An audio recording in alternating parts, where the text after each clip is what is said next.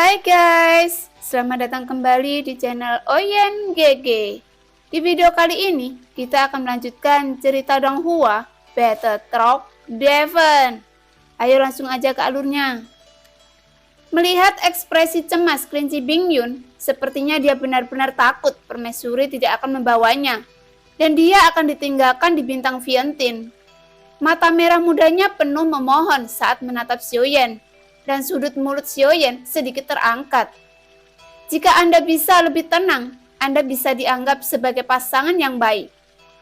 Kelinci Bingyun membuat gerakan silang dengan mulutnya, yang berarti dia pasti akan diam. Melihat penampilan kelinci Bingyun sebelumnya, ketika dia melakukan apapun yang diinginkannya dan mulutnya penuh dengan wewangian, tapi melihat penampilan menyedihkan dari kelinci Bingyun saat ini, Xiaoyan sama sekali tidak merasa itu menyedihkan dan bahkan ingin tertawa. Permaisuri memandang Xiaoyan dan mengangguk puas, lalu dia tersenyum lembut. Sebenarnya permaisuri telah bekerja sama dengan Xiaoyan sepanjang waktu, hanya untuk menipu kelinci Bingyun bersama. Permaisuri secara alami mengetahui karakter kelinci Bingyun dengan sangat baik. Jadi dia tahu bahwa kelinci Bingyun pasti telah memakai banyak sepatu kecil untuk Xiaoyan di sepanjang jalan. Kapan kita pergi? Xiaoyan bertanya. Apakah Anda terburu-buru? Saya baru saja kembali. Sebaiknya Anda istirahat. Saya akan mengirim seseorang untuk mencari beberapa informasi tentang hutan belantara abadi akhir-akhir ini. Seakan masih tidak bisa pelit dengan kedamaian singkat ini. Yuan baru saja berkata, selain dari binatang penjaga di hutan belantara abadi ini, menurutmu apa yang lebih berbahaya dari mereka? Xiaoyan dan permaisuri berjalan ke istana Yoking. Istana sebagian besar terbuat dari kristal dan terlihat segar, tanpa kehilangan kemewahan. Memasuki istana Yoking, Xiaoyan merasakan seluruh tubuhnya rileks seketika, dan ada aroma samar yang meresap ke udara, seolah bisa menenangkan orang lain.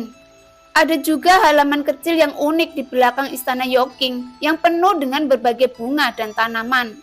Dibandingkan dengan masa-masa sulit, pemandangan itu adalah ketenangan yang langka.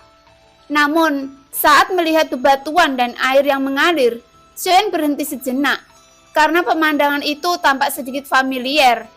Setelah mengingatnya dengan cermat, dia menyadari bahwa ada juga halaman yang anggun dan sunyi di belakang kuil kuno. Tapi ada beberapa kesamaan. Ada apa? Tidakkah kamu menyukainya? Melihat Xiaoyan sedikit tertegun, permaisuri bertanya dengan rasa ingin tahu, dan kemudian permaisuri tersenyum. Dulu dia paling suka datang ke sini, berbaring di pangkuan saya, mendengarkan dunia. Apakah Anda ingin mencobanya? Permaisuri berhenti dengan kaki teratainya dan duduk di depan futon di pavilion. Dia menatap Xiaoyan dengan manis, seolah matanya dipenuhi bintang dan lautan, dan menepuk kaki gioknya dengan telapak tangannya yang putih. Xiaoyan membeku di tempat, malu bahkan otot-otot di wajahnya menjadi tidak wajar, dan dia melambaikan tangannya dengan senyum masam.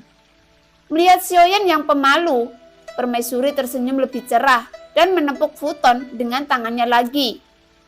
Duduk dan pergi memancing, kamu terlalu tidak sabar. Jari-jari ramping di depan permaisuri mengotak-ngatik perangkat teh, lembut dan elegan. Xiaoyan duduk bersila, mengambil tiang bambu, tali pancing, bulu apung dan kail. Permaisuri dengan hati-hati menyiapkan umpan. Hidup itu panjang. Xiaoyan duduk bersila dan diam-diam menangkap ikan. Dia menggantung umpan di kail dan melemparkannya ke kolam. Dia tidak tahu apakah ikannya lapar atau ada terlalu banyak ikan di kolam. Ketika umpan jatuh ke air, itu menarik merebut makanan. Seekor ikan roh emas ditarik keluar dari air oleh Xiaoyan. Ketika dia mengangkat tangannya, untuk sesaat cahaya berkilauan. Senyum muncul di wajah Xiaoyan di beberapa titik. Dan permaisuri juga dengan lembut berdiri di samping. Bertepuk tangan, dia juga sangat bahagia. Ketika kelinci Bingyun yang berlutut tampak dalam suasana hati yang tertekan, merasa tidak disukai. Ternyata beberapa hal masih bisa begitu sederhana.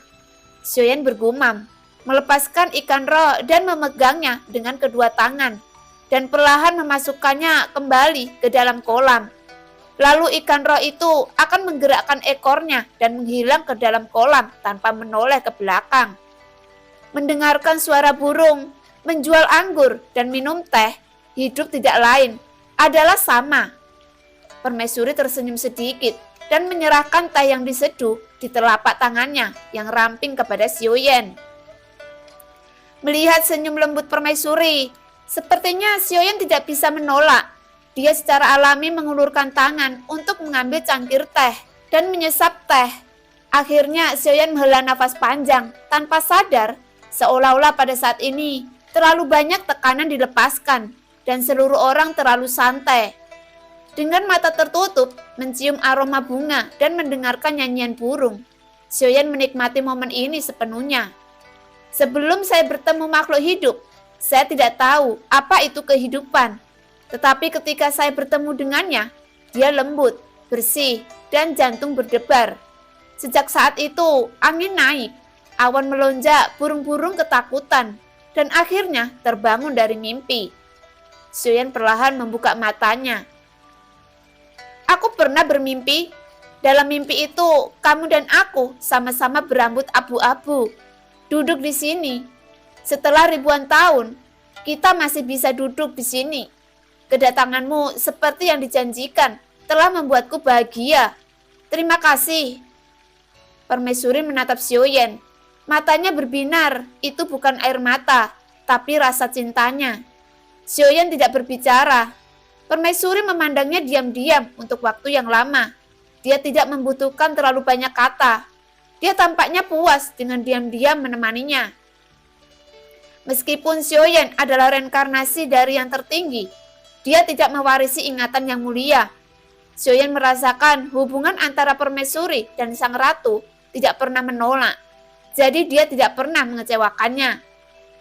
Mereka jelas tahu bahwa Xiaoyan tidak peduli pada semua makhluk hidup, tetapi kasih sayang mereka sangat dalam. Melihat Jun Si Jun, yang bisa dilakukan Xiaoyan hanyalah berpura-pura bahwa dia peduli pada semua makhluk hidup. Dia tidak dapat menemukan alasan untuk menolak dan mengecewakan orang yang begitu penyayang. Apakah kamu memiliki sesuatu dalam pikiranmu? Apakah itu juga wanita yang kamu cintai? Permaisuri tiba-tiba bertanya. Xiaoyan tertegun dan sedikit mengangguk. Aku takut, kata Xiaoyan. Takut apa? Jawab permaisuri bertanya-tanya. Aku takut suatu hari nanti mereka akan seperti ini, gumam Xiaoyan. Sepertinya saat ini dia melihat ajalnya. Aku benar-benar melindungi semua yang telah kulakukan dengan sangat keras. Mata Xiaoyan menunjukkan kebingungan, dan dia mengepalkan tinjunya sedikit, memikirkan Zenny, King Mu'er, dan semua orang di tim yang tak kenal takut. Tapi itu menyakiti mereka pada akhirnya. Seperti dia, kamu adalah cahaya dunia, memikul semua beban di punggungmu. Jadi jangan meragukan dirimu sendiri. Permaisuri menatap Xiaoyan dengan kesakitan, seolah dia bisa berempati dengan Xiaoyan. Percayalah pada dirimu sendiri, semuanya akan menjadi kenyataan pada akhirnya. Permaisuri tersenyum. Apakah itu benar-benar menjadi kenyataan? Xiaoyan menghela nafas. Melepaskan itu mudah untuk dikatakan, tetapi hanya Xiaoyan yang tahu bahwa ada beberapa kenangan yang tidak akan pernah dia lepaskan dalam hidupnya.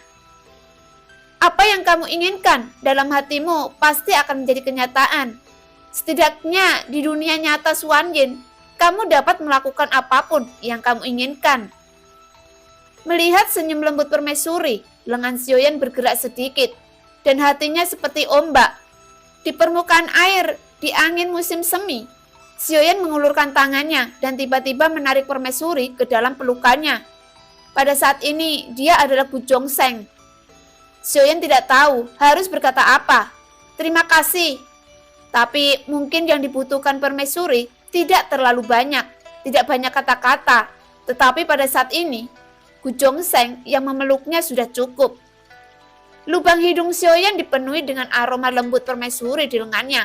Pada saat ini, Xiaoyan sedang dalam suasana hati yang rumit. Tapi dia hanya bisa mengungkapkan rasa terima kasihnya kepada permaisuri dengan cara ini. Tiba-tiba di pelukan permaisuri dan Xiaoyan, sepertinya ada sesuatu yang bergerak. Dan saat berikutnya, kepala kelinci menonjol darinya terengah-engah. Jelas itu kelinci, tapi sepertinya bisa melihat ketidakberdayaannya. Penampilan dua cakar menyeret kepala. Sebenarnya kita bisa melakukan sesuatu. Permaisuri berbicara dengan lembut di kampung halaman Xiaoyan yang lembut. Mata merah muda kelincinya tiba-tiba melebar ketika dia mendengar kata-kata itu. Dan dia menatap permaisuri dengan heran. Tubuh Xiaoyan juga sedikit membeku. Apakah kamu takut? Permaisuri terkekeh. Pada saat ini, Xiaoyan menarik tangannya karena malu dan duduk tegak lagi. Kamu tidak akan... Mata lembut permaisuri melirik ke tempat yang seharusnya tidak diukur dan wajah Xiaoyan menjadi semakin merah. Aku normal. Xiaoyan tersenyum pahit. Biarkan aku memeriksa dan memeriksa. Yuan apakah ada yang menyenangkan di kota Vientiane? Ayo jalan-jalan bersama. Menyenangkan? Apakah ada yang lebih menyenangkan dariku? Permaisuri tersenyum manis dan segala macam pesona berlimpah pada saat ini. Xiaoyan sudah berdiri. Dia tidak bisa tinggal di sini lebih lama lagi dan melarikan diri dari sini dalam keadaan malu. Permaisuri tidak marah, tetapi tertawa seperti lonceng perak dan berjalan bersama kaki teratainya mengikuti Xiaoyan. Di luar istana Yoking ada loteng yang menjulang tinggi, tetapi Anda dapat melihat keseluruhan gambar istana Yoking pada saat ini. Ada dua sosok yang berdiri di loteng. Yuan Wei dikalahkan. Seperti yang diharapkan oleh master istana, permaisuri mengatur banyak orang kuat di sampingnya. Dan kudengar bahwa orang yang mengalahkan Yuan Wei adalah 9 bayi binatang buas yang tersembunyi di daerah kutub jurang. Apa yang harus kita lakukan sekarang? Bagaimana dengan Yuking?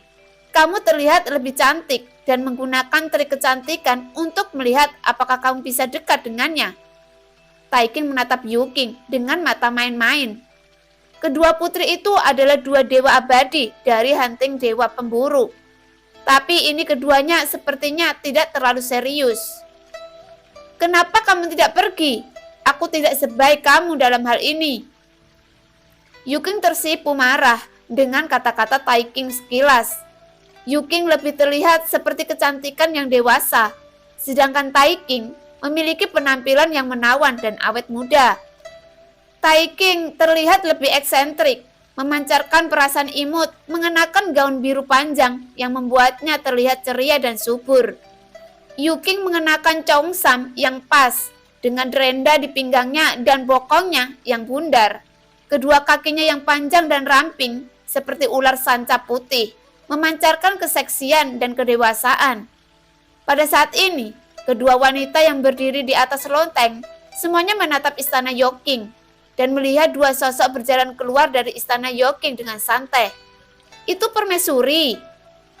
Kedua gadis itu semua terkejut dan ketika kedua gadis itu menonton, Xiaoyan yang jaraknya ribuan kaki tiba-tiba mengangkat kepalanya. Matanya sepertinya bisa menembus ribuan kaki dan dia bisa melihat kedua gadis. Dua dewa abadi dari istana dewa berburu, Taiking dan Yuking. Keduanya berada di langkah kelima dari kekuatan keabadian kaisar. Tidak ada banyak perbedaan dalam kekuatan tempur, tetapi Yuking sedikit lebih baik dalam temperamen.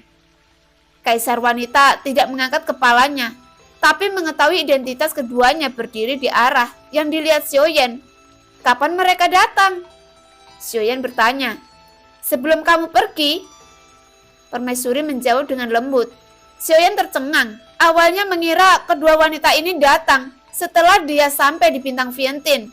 Salah satu dewa abadi telah bertarung dan melarikan diri, kata Xiaoyan. Dan dari mulut kelinci Bingyun, dia mengetahui bahwa ada 8 dewa abadi yang tidak tahu apakah kedua putri itu datang untuknya atau permaisuri. Oh, suamiku masih memiliki kekuatan seperti itu. Sejauh yang aku tahu, di antara 8 dewa abadi di istana dewa berburu, yang memiliki kekuatan terendah adalah langkah kelima dari keabadian kaisar. Sepertinya aku meremehkan suamiku. Permaisuri ragu, dengan ekspresi terkejut di wajahnya. Yuan jangan berpura-pura. Kurasa kamu harus mengetahuinya. Xiaoyan tersenyum kecut. Dengan kekuatan permaisuri, sangat mungkin selain Prinsip Bingyun akan dikirim di sepanjang jalan. Hehehe, dewa abadi yang mengalahkanmu bernama Yuanwei, langkah ke-6 dari keabadian kaisar. Tapi aku tidak pernah berpikir Zhu Ying akan membantumu. Melihat Xiaoyan tidak bisa menyembunyikannya, permaisuri tersenyum main-main. Saat ini, Taiking dan Yuking di loteng paling ujung telah ditarik memandangi mereka. Mereka jelas menahan nafas, tetapi tampaknya masih ditemukan. Bagaimana orang ini menemukan kita? Tidak peduli seberapa kuat kekuatan jiwanya, kita semua menyembunyikan aura kita. Tidak mungkin dia menemukan kita begitu cepat. Wajah Taiking sedikit kental, dan pada saat ini kedua gadis itu tidak berani melihat lagi. Bagaimanapun mereka semua tahu bahwa permaisuri ini bukan vegetarian. Dengan cara ini, belum lagi semakin dekat. Aku khawatir akan menjadi masalah untuk bisa mengikuti mereka. Taiking melanjutkan, sementara Yuking sedikit mengernyit. Kamu sedang berbicara. Apa yang harus kita lakukan sekarang? Terus mencari cara untuk lebih dekat. Taiking menatap Yuking yang diam dan sedikit mengernyit dan berkata dengan sedikit marah. Saya khawatir kami telah ditemukan oleh permaisuri ketika kami tiba di bintang Vientiane. Saya pikir kita harus pergi dari sini sekarang. Tidak ada gunanya terus mengikuti. Setelah beberapa saat, Yuking mengungkapkan kekhawatirannya. Pergi? Kita baru saja tiba dan pergi tanpa melakukan apa-apa. Taiking tampak enggan dan dia tidak menganggap permaisuri sebagai ancaman besar. Yuking melihat Taiking dari atas ke bawah dan kemudian berkata dengan sedih. Payudara besar dan tidak punya otak. Aku benar-benar tidak tahu mengapa kamu datang ke tempatmu hari ini. Taiking melihat ke bawah, ke puncak kembarnya yang bangga dan berkata dia menatap Yuking. Kamu lebih besar dariku, siapa yang bodoh? Kedua gadis itu hendak bertengkar lagi, ketika tiba-tiba cahaya dingin datang, dan Yuking mengulurkan tangannya dengan reaksi yang sangat cepat dan menangkap cahaya dingin itu. Menjentikkan telapak tangannya, selip giok tiba-tiba muncul di tangan giok Yuking, dan kedua gadis itu segera saling memandang. Tuan Istana Yuling? Keduanya berbicara serempak. Ada hantu di istana. Kamu sudah ketahuan. Lihat saja dari kejauhan. Kata-kata di selip batu giok ditangguhkan di udara setelah memastikan bahwa itu adalah berita dari Suho. Kedua wanita itu terkejut. Apakah ada hantu di istana? Tuan istana berarti ada hantu yang ditanam oleh permaisuri di istana dewa berburu kita. Taiking menarik nafas dingin dan ekspresi Yuking menjadi serius. Aku sudah mendengar bahwa permaisuri pandai tata letak dan akan menghabiskan ribuan tahun merencanakan tata letak. Aku khawatir hantu batin di istana dewa berburu sudah ada. Jika demikian, semua yang ada di istana dewa pemburu berada di bawah kendali permaisuri. Mata Yuking sedikit menggelap dan dia bergumam.